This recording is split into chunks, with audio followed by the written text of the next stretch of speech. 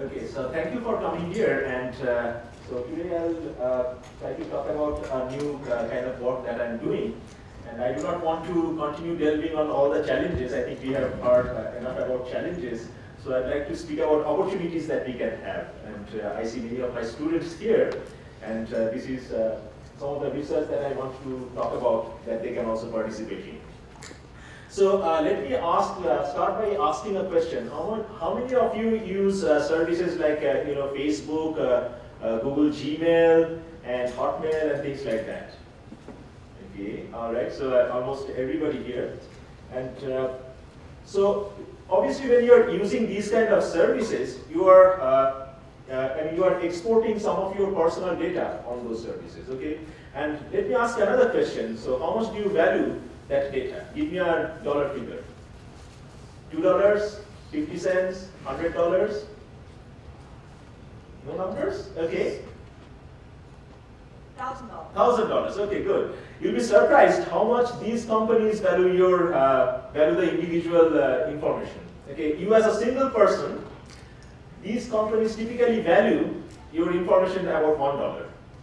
Okay, and this is not, I'm not making things up, this was discussed in NPR about 1 or 2 weeks back. Okay, so we are giving them a lot of information. So what they really value is the accumulation of this information, not on a single piece of information from one single individual. Okay, so there's definitely a lot of value to using these kind of services for your information. Okay, so for example, you can have things like failure resiliency. I mean, you can be almost always assured that your data is available when you need it. Okay, and these are the benefits that these kind of services tout. Okay, high availability. They also claim that they protect your data completely. Okay, a lot of them actually make these claims that your data is safe and secure. Think about the services that provide online backup of your data.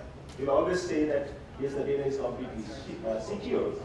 So what I am really concerned about is, I wanted to ask the question, are these services really secure? Okay, and you'll be surprised that security is not really as much guaranteed as these organizations claim to provide. And I will not, since we are coming really, I mean, we are short in time, I will not go over some of the data that I had. And you can, these are very easily available on the net, you can go ahead and take a look at that. So some of the largest incidents that have happened and the pieces of information that is lost.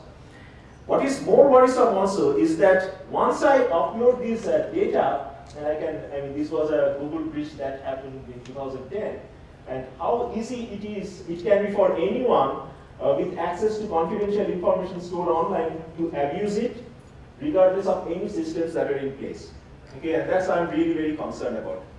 So, and the other thing I'm also concerned about is many of these organizations, although they have a very well-defined policies of data usage, data retention, things like that, but we do not have the guarantees whether those policies are really being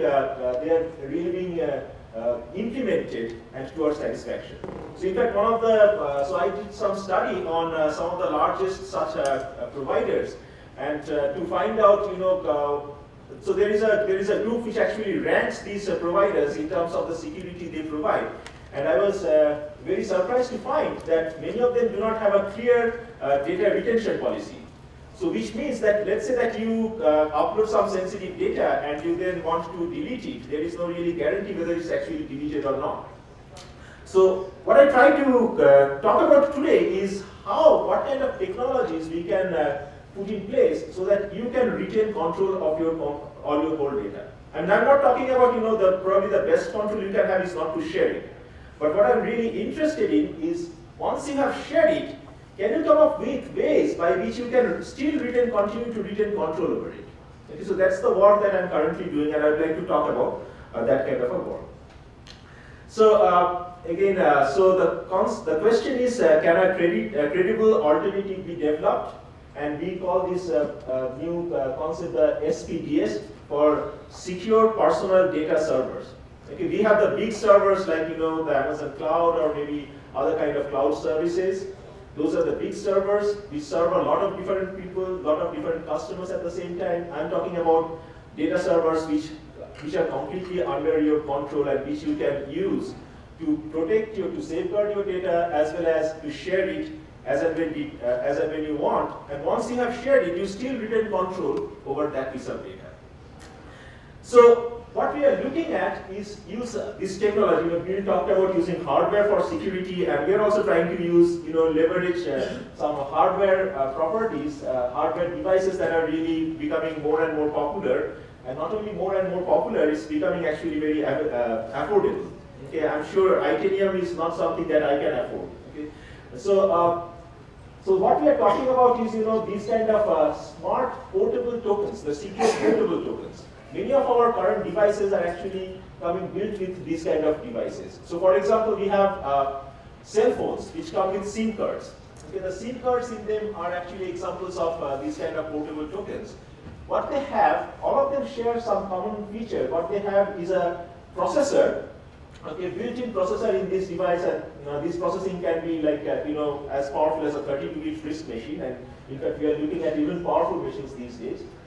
And within the processor itself, we have some kind of cryptographic information in the cryptographic module in there, so which can do cryptographic functions. We have some kind of a NOR flash, and typically these processors can actually interact with a large amount of NAND flash device. Okay, so many devices come built with these kind of devices. I have mentioned about the SIM cards within cell phones. We have smart badges. Many of the CSU ID cards that we are using have built in these kind of devices. So what I'm looking at is using the power of these devices to provide security, okay, so that we can actually control all our information. Again, this is really a vision work. I mean, I cannot tell you that I have this product today, but this is something that I expect to happen within the next 5 years. And in fact, we are actually working towards that one. So my idea is, can we actually implement a secure database within this device itself, within the hardware of the device itself? So this will be a database which will be completely, tested, and we have made sure that there is no Trojan horses or malware which is embedded in that database. It works in the way it's supposed to do, and then we build that database inside this hardware device itself. So once it is put in there, there is no way of tampering it. Okay. And so I'll try to talk about a little bit of example that I had been doing when I was in INRIA Paris Rocketpo. So this is a work that I'm doing with scientists at INRIA in France. And what we looked at is try to design a database which is geared towards personal health records. We are talking about electronic health records quite a bit. And this is the vision that we have. So a health system generates a lot of data, and these are very sensitive pieces of information. So what we want to do, once we have this database inside the secure portable token, okay, we will also come up with an interface to that one by which we can actually acquire this data from these various data sources like administration, nursing, your clinical data, and things like that, and put all of this data inside the device itself. Okay, and once it is within that device itself, we might need to share it. I mean, if it is within the device itself, it's obviously protected because it is under hardware security. And if we want to share it, what we'd like to do is, whenever we are sharing these things, it will be shared with similar devices that are available to other persons. So we are not sharing it, to a non-secure system. Okay, if we want to share it with our doctor, I'm expecting that my doctor has a similar types of device, and the data will be directly transmitted to that device, and all the security access control that I want to have within this data will be enforced at that remote hardware device. Okay, so it is not ever going to any systems that are not protected in similar manner. So that is the vision that we are looking at. Again, I'll skip over many of these slides here. So advantages: it's a personal database, you have full control over it, it's well organized, it's tamper resistant because it's under the protection of hardware, and it is controlled by owner. So the owner can define what kind of security, what kind of sharing the owner wants to, And those policies will be actually tied to the data that's being shared. And those policies will travel with the data, go to a remote device, and will be enforced in that remote device. Lot of challenges. Majority of the challenges have to do with the power that is available in these devices. Okay, and essentially we have to really rethink about many of the conventional wisdom that we had about designing systems, because we have to work. The biggest challenge is working with very few kilobytes of RAM. I mean, one of the advantages of these devices are tamper resistant. And what scientists have found that if you really increase the size, the physical size of the device itself, that actually impacts tamper resistance. Okay, so what they have to do is within this single chip, you have to build in the CPU, the crypto module, the RAM, and the NOR flash. And the RAM actually competes for space on this device, because RAM has this property that this cannot be made too compact. Okay, we can have maybe we can think about a 64-bit processor which will be exactly the same size, same space that it is occupying on the chip itself. But we cannot really envision that we will have several gigabytes of RAM on that single device. We have to be limited with several kilobytes of RAM in the near future. So the main challenge is how we can actually design this system to run within the constraint of that limited RAM. Okay, and we are working towards that one, and it's not very easy to do. Okay, so that's the bottom line. But I think this is a good vision we have, and can solve some of the problems that we have today. And I think I'll stop with that one because we're running out of time.